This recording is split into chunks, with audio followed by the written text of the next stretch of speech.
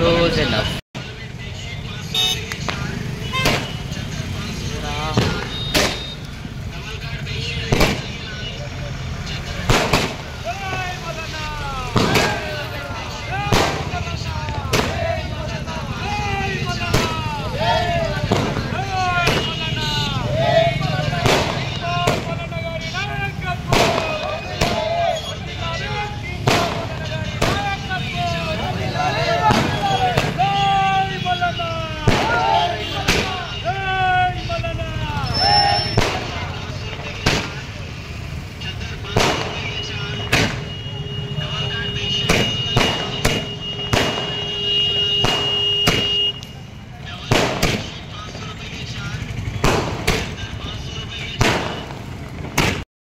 తెలంగాణ రాష్ట్రం లోపల ప్రశ్నించే గొంతుగా తీన్మార్ మల్లన్న జన్మదిన సందర్భంగా ఈరోజు వికారాబాద్ లోపల స్థానికంగా ఉన్నటువంటి కేసీఆర్ చౌరస్తా లోపల కేక్ కట్ చేయించడం జరిగింది. కట్ చేసి ఈరోజు మా వికారాబాద్ జిల్లా టీం, మా రాష్ట్ర కమిటీ సభ్యులు, మా జాతర వెంకటేష్ అన్న మరియు మా నరేష్ పటేల్, మా పవన్ జిల్లా ప్రధాన కార్యదర్శి మరియు జిల్లా అధ్యక్షుల ఆధ్వర్యం లోపల ఈ యొక్క ప్రోగ్రాం జరిగింది. అయితే ప్రశ్నించే గొంతుగా తీన్మార్ మల్లన్న తెలంగాణ రాష్ట్రం లోపల గత ప్రభుత్వం ఏదైతే ఉందో ఆ ప్రభుత్వం లోపల ప్రజాస్వామ్యం లోపల ఒక ప్రశ్నించేటటువంటి ప్రతిపక్షం లేకుండే ప్రతిపక్షంగా క్రిమినల్ వేదికగా ఈరోజు అంతా ప్రశ్నించడం పట్ల ప్రతిరోజు గత ప్రభుత్వం చేస్తున్నటువంటి అనేక అక్రమాలను బయటపెట్టిండు. వాళ్ళు చేసేటటువంటి ప్రజాస్వామ్య దోపిడీ కావచ్చు, ప్రతి విషయాన్ని బయటపెట్టింది. కాబట్టి ఈరోజు ప్రభుత్వం మారడం జరిగింది. వాస్తవమైనటువంటి మాట. ఎందుకంటే తెలంగాణ రాష్ట్రం లోపల గతం లోపల అనేక పార్టీలు 10 సంవత్సరాలు పనిచేసినాయి. ఈ 10 సంవత్సరాల కాలం లోపల ఒక ప్రతిపక్ష నాయకుడు హోదాలో ఉన్నటువంటి ఏ నాయకుడిగా ప్రశ్నించేటటువంటి సందర్భం, ప్రశ్నించేటువంటి వ్యక్తుల పైన తీన్మార్ మల్లన్న పైన సుమారుగా 100 పైన కేసులు పెట్టడం జరిగింది. 100 రోజుల పైగా జైల్లో ఉండడం జరిగింది. మన చిన్న పిల్లలను కూడా ఈరోజు తను జైలు జీవితం అనుభవించి పిల్లలు దూరం చేసుకోవడం జరిగింది. అని దానికి కేసీఆర్ కావాలని కొన్ని కక్షపూరితంగా ఈరోజు తీన్మార్ మల్లన్న పైన అక్రమ కేసులు పెట్టించండు. ఆ అక్రమ కేసులు అంటే సుప్రీంకోర్టు కావచ్చు, హైకోర్టు కావచ్చు, కేసీఆర్ తరపునటువంటి ప్రభుత్వాన్ని నిలదీసినాయి.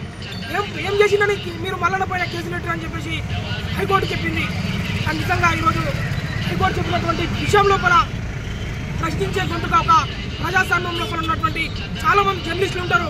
కానీ ఎవరు కూడా ప్రశ్నించేటువంటి దాఖలాలు లేవు. నిజంగా ఈరోజు ప్రతిపక్షంగా మలుచుకొని అనే మాట్లాడి ఈరోజు ఛానల్ లోపలికి అనేక మంది ఈరోజు సమస్యల పైన వెళ్తారు. చాలా సమస్యల పైన ఈరోజు ఒక ముఖ్యమంత్రి కార్యాలయానికి కావచ్చు గతంలో ఎవరు వెళ్ళలేరు. కానీ నిజంగా ఈరోజు మల్లన్న దగ్గరికి చాలామంది అనేక మంది ఈరోజు సమస్యల పైన వెళ్ళి తీన్మార్ మల్లన్న ఈ సమస్యకు పరిష్కారం చూపుతారని చెప్పేసి వాళ్ళు వెళ్ళడం జరిగింది. కాబట్టి నిజంగా అలాంటి ప్రశ్నించే ముందుగా ఈరోజు ఇంకా చాలా వరకు ఆయనకు అది మంచి అవకాశాలు వచ్చినాయి అన్నకు. కాబట్టి గతం లోపల విధంగా చాలా వరకు ఇబ్బందులకు గురి చేసారు, నిర్బంధాలు చేసారు. చాలా మందితో ఇప్పటికీ కొన్ని ఫేక్ ఛానల్స్ వాళ్ళు, కొంతమంది యూట్యూబర్స్, కొంతమంది చిరుకపరంగా అసంతులు కావచ్చు, కొంతమంది శంకర్ అసంతులు కొంతమంది ఉన్నారు. అలాంటి దొంగ నా కొడుకులను ఇప్పుడు నేను ఎందుకు చెప్తా ఉన్నా ఈ మాట అంటే, ఒక ప్రజాస్వామ్యం లోపల ఒక ప్రశ్నించేటువంటి గొంతుకను నిజంగా మూగదీయాలి, గొంతు నొక్కియాలని చెప్పేసి ఎవడు ప్రయత్నం చేసినా ఉపేక్షించేది లేదు అని చెప్పేసి చెప్పడం జరుగుతూ ఉంది. దాంతోపాటు కావాలని చెప్పేసి మరి కేటీఆర్ మరియు అతని బ్యాచ్, మరి దండుపాలెం బ్యాచ్ అని చెప్పేసి వాళ్ళు ఒక లీడర్లు ఇక్కడ మా ప్రాంతం లోపల అంటారు. ఆ దండుపాలెం బ్యాచ్ అనేది మరి కేటీఆర్ బ్యాచ్. కాబట్టి నేను ఒకటే చెప్తా ఉన్నా, కేటీఆర్ ఖబర్దార్, ప్రజాస్వామ్యం లోపల ప్రశ్నించేటటువంటి గొంతులను మూగపోయాలి, వాళ్ళు ప్రశ్నించొద్దు, గొంతు నొక్కేయాలని చూస్తే ఖబర్దార్ అని చెప్పేసి హెచ్చరిస్తా ఉన్నా. దయచేసి కాంగ్రెస్ ప్రభుత్వం విధంగా ప్రశ్నించేటటువంటి గొంతుగా తీన్మార్ మల్లన్నను ఖచ్చితంగా ఈ పార్టీ లోపల నిజంగా ఈరోజు నిజంగా 45-48 స్థానాల లోపల ఈరోజు తీన్మార్ మల్లన్న ప్రచారం చేస్తే 44 స్థానాలు ఈరోజు కాంగ్రెస్ పార్టీకి గెలుపొందడం జరిగింది. 44 ఎమ్మెల్యేలు అయ్యారు. సుమారు మల్లన్న ప్రచారం చేసిన దాంట్లో 4 మాత్రం ఓడిపోయారు. కానీ విధంగా ప్రభుత్వం హైకమాండ్, కాంగ్రెస్ పార్టీ హైకమాండ్ గుర్తించి ఖచ్చితంగా తీన్మార్ మల్లన్నకు మంచి నామినేటెడ్ పోస్ట్ ఇవ్వాల్సిందిగా విజ్ఞప్తి చేస్తూ ఉన్నాం. కానీ సరే, గతం లోపల గ్రాడ్యుయేట్ ఎమ్మెల్సీ నుంచి ఓడిపోయింది కాబట్టి మళ్ళొకసారి అవకాశం రావాలి.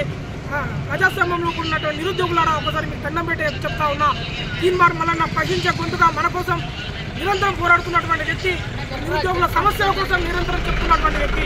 కాబట్టి అలాంటి మల్లన్ని మనం ఎన్నుకోవాల్సిన బాధ్యత మనపై ఉంటుంది. దయచేసి వరంగల్ కావచ్చు, ఖమ్మం కావచ్చు, మరి నల్గొండ, రంగారెడ్డి ఎక్కడైనా సరే ఎవరైతే మీకోసం ప్రయత్నిస్తారో, మీకోసం ఆలోచిస్తారో అలాంటి వ్యక్తులను ఎన్నుకోవాల్సిందిగా మీకు విజ్ఞప్తి చేస్తూ ఉన్నాం. మా వికారాబాద్ జిల్లాలో చూసుకుంటే గతంలో కూడా మహబూబ్ నగర్ మరియు వికారాబాద్ రంగారెడ్డిలో ఉన్నటువంటి సురభి వాణిదేవి అని ఎమ్మెల్సీగా గెలిచింది. గ్రాడ్యుయేషన్ వల్ల ఎలక్షన్ లోపల ఇప్పటి వరకు మరి సి నారాయణ రెడ్డి గారి కూతురుతాను, కానీ ఇప్పటి వరకు ఒక్కరోజు విధంగా మరి వికారాబాద్ ప్రాంతానికి వచ్చినట్టు దాఖలాలు లేవు. అలాంటి వ్యక్తులను మనం ఎన్నుకుంటున్నాం. వాళ్ళు కార్పొరేట్ వ్యవస్థ, వాళ్ళ విద్యా వ్యవస్థను మాత్రం పటిష్టం చేసుకోవడానికి ఆలోచిస్తారు.